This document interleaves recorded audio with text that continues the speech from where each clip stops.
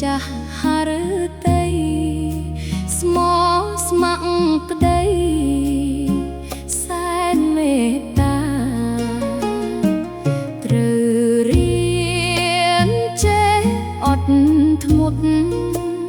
មិនលំអត់ចិត្តស្នេហាពេលខឹងកុំដៀលថាស្រដីចាពីស្រទន់ភរិយាជាដៃគូរួមតស៊ូលើកស្ទួយយើងឲ្យដំលៃរុងរឿងឡើងកុំខឹងលួយក្បត់ចិត្តស្រីស្គាល់ដំលៃភរិយា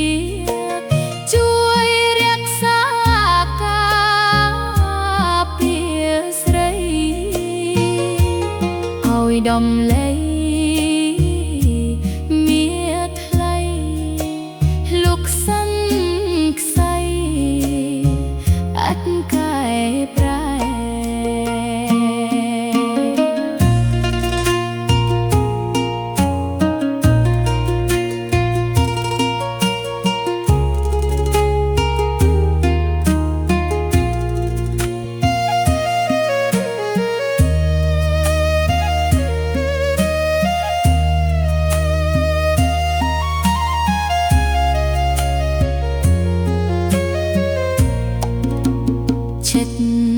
ស្រីស្រា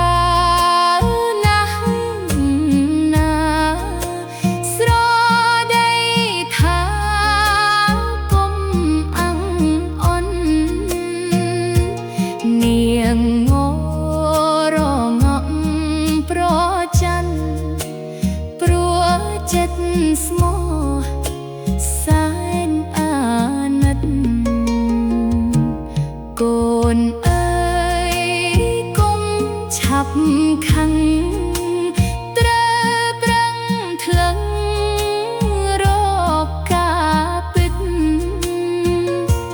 ចេះស្ទាបស្ទង់យល់ចិត្តធ្នមនាងឲ្យស្និទ្ធ